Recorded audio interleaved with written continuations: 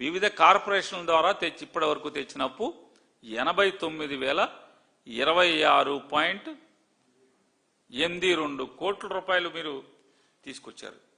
మరి ఇదొకటేనా? అక్కడితో ఆగిందా మీది? ఇదొక్కటే కాకుండా ఆంధ్రప్రదేశ్ బెవరేజెస్ కార్పొరేషన్ నుంచి బాండ్స్, ఎన్సీడీ బాండ్స్ 11,850. ఈ మధ్య కేబినెట్ బ్రీఫింగ్లో సమాచార శాఖ మంత్రి పార్థసారథి గారు ఆయన నోటితో ఆయన చెప్పారు, కావాలంటే వీడియో కూడా ఇస్తాను. ఏపీ బెవరేజెస్ కార్పొరేషన్ బాండ్స్ 11,850 కోట్ల రూపాయలు, 11,850 కోట్ల రూపాయలు.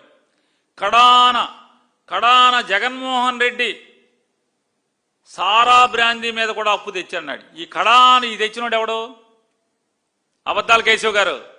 ఆంధ్రప్రదేశ్ బెవరేజెస్ కార్పొరేషన్ నుంచి 11,850 కోట్ల రూపాయలు.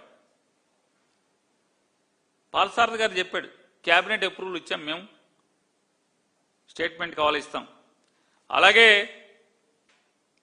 ఇన్నాకడ మాట్లాడుకున్నాం నెట్ బారోయింగ్స్ 2024 అంటే బడ్జెట్ బారోయింగ్స్ 25-26 87,674, 24-25 81,000 చిల్లర. అలాగే ఆర్బీఐ బాండ్స్ ఫిబ్రవరి అంటే 2026 ఫిబ్రవరి మార్చ్ ఈ 2 మాసాల్లో ఎస్డిఎల్ బాండ్స్ రిజర్వ్ బ్యాంక్ నుంచి 9,900 కోట్ల రూపాయలు తెచ్చారు. మొత్తం వెరసి మీ జాతకం, మీ అప్పుల చిట్ట 3,27,370.32 కోట్ల రూపాయలని ఆంధ్ర రాష్ట్ర ప్రజలందరినీ కూడా తాకట్టు పెట్టి తీసుకొచ్చిన అప్పులు మీరు. ఏది 1,00,000 కోట్లు ఎట్టా? నేను కాగితాలతో సహా చూపించాను. నేను ఒకటే ఛాలెంజ్ చేస్తున్నా, ఆంధ్రప్రదేశ్ రాష్ట్ర ఈ అబద్ధాల కేశవ్ గురించి మనకు అనవసరం. నేను ఆంధ్రప్రదేశ్ రాష్ట్ర ఆర్థిక శాఖ ముఖ్య కార్యదర్శి గారిని కూడా ఛాలెంజ్ చేస్తున్నా. మంత్రి మీ పై అధికారి కదా, మీ మంత్రి గారు మాట్లాడుతున్నాడు కదా, మంత్రి గారు మాట్లాడతాకి మీరు లెక్క రాసిచ్చారా? రాసిస్తే మీ మంత్రి గారు మాట్లాడింది అబద్ధం కాదు.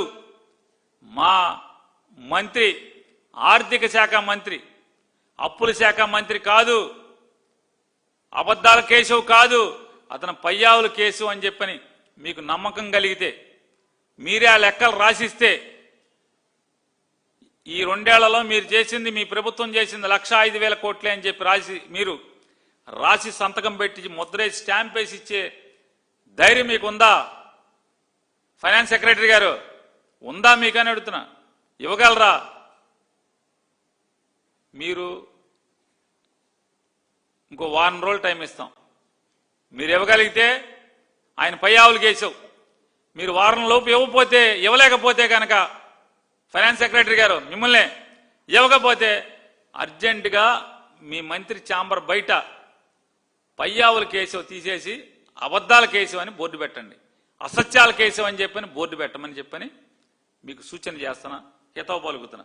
అట్లీస్ట్ మీరు ఐఏఎస్ ప్రజలకి నిజాయితీతో కూడిన ఐఏఎస్ రైతును అని చెప్పని ప్రజలు మాట్లాడుకునేటువంటి అవకాశం ఉంటుంది.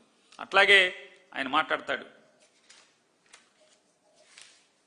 బడ్జెట్లో కూడా ఆయన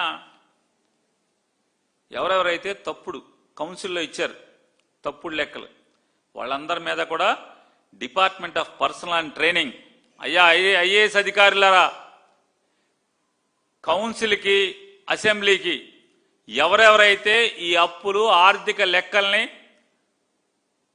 తప్పుడు రాతలు రాసి మీరు అప్పచెప్పారో మీ అందరి మీద department of personal and training, ministry of personal, public grievances and pensions department అయినటువంటి మీ మంత్రి గారు మోడీ గారికి ఫిర్యాదు చేయబోతున్నాం. ఐఏఎస్లు చదువుకున్నటువంటి అధికారులు దిగజారినటువంటి రాజకీయ నాయకులతో అసత్యాల్ని ఈ రకంగా దేవాలయాల లాంటి అసెంబ్లీలో కౌన్సిల్లో వీరు పెడుతున్నారనేది కూడా మేము కంప్లైంట్ చేస్తున్నాం. ఈ కంప్లైంట్లు ఒకటే కాకుండా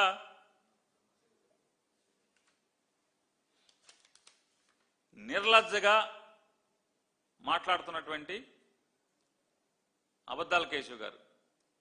అలాగే ఇంకో మాట మాట్లాడారు మీరు, నెట్ బారోయింగ్ ఎక్కడా కూడా మా ప్రభుత్వం అధిగమించలేదని చెప్పని.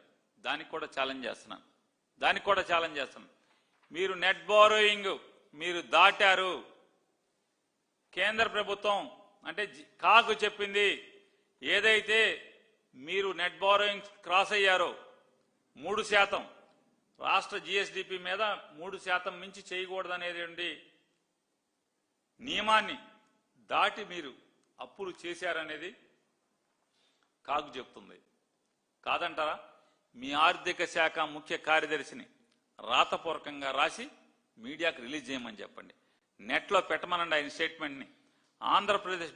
ఆంధ్రప్రదేశ్ ప్రభుత్వం నెట్ బారోయింగ్స్లో ఎక్కడా కూడా 2024 నుంచి 2026 మార్చి దాకా, 2024 ఏప్రిల్ 1వ తారీఖు నుంచి 2026 మార్చి 31 దాకా ఎక్కడా కూడా నెట్ బారోయింగ్ని ఎక్కడా అధిగమించలేదు ఆ నిష్పత్తిని అని చెప్పని రాతపూర్వకంగా మీరు మీడియాకు రిలీజ్ చేయండి.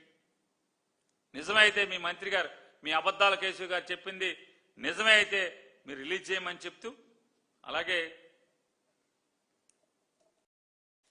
మొన్న అసెంబ్లీలో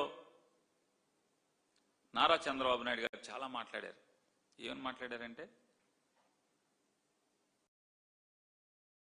హెరిటేజ్ అనేది నా కుటుంబ వ్యాపారం, నా కుటుంబ సభ్యులు జీవనోపాధి కోసం చేస్తున్నటువంటి వ్యాపారం.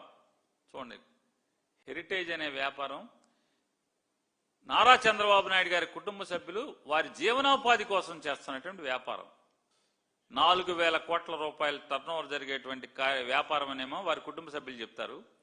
వారి జీవనోపాధి కోసం చూడండి, వాళ్ళ జీవనోపాధి అంటే వాళ్ళ జీవనం గడవడానికి ఎంత వ్యాపారం కావాలో వాళ్ళు చేస్తున్నారంట. ఇవాళ ఆయన చెప్పాడు మొన్న, ఏమని, నా వాళ్ళకి చెప్పాను ఎక్కడా కూడా గుళ్ళకి ప్రభుత్వం జోలికి వెళ్ళబాకండి, సప్లై చేయబాకండి అని చెప్పాను. ఇంతవరకు ఎవరు కూడా హెరిటేజ్ కంపెనీ ఆంధ్రప్రదేశ్ రాష్ట్ర ప్రభుత్వానికి కానీ ప్రభుత్వంతో వ్యాపారం చేయలేదు, ప్రభుత్వం దగ్గర ఎటువంటి మేమేమీ తీసుకోలేదు, ఎటువంటి లాభం తీసుకోలేదు, దేవుడి దగ్గర కూడా మేము సప్లై చేయలేదన్నారు. అన్నింటికీ పటాపంచులై భగవంతుడు ఎప్పుడెప్పుడు వాళ్ళ టెండర్లో పాల్గొన్నారు, టెండర్లో L3 ఎప్పుడు వచ్చారు, ఏం సప్లై చేశారు, నెయ్యి ఎంత ఏముంది, అలాగే ఏ రేటుకి సప్లై చేస్తామని చెప్పారు, అలాగే పాలపొడిని 2,000 కేజీల పాలపొడిని ఎప్పుడు సప్లై చేశారు అన్నీ చెప్తూ, అదొకటే కాకుండా భగవంతుడు బయటపెట్టి హెరిటేజ్కి తోక కంపెనీలుగా ఉన్నటువంటి ఏ కంపెనీలు దేవుడికి సప్లై చేసినాయో కూడా దేవుడు బయట పెట్టేశాడు. పట్టుమని సూర్యుడు తెల్లారేలోపు, రాత్రి పొడుకుని తెల్లారి లేచేలోపు చంద్రబాబు నాయుడు గారు అసెంబ్లీలో మాట్లాడి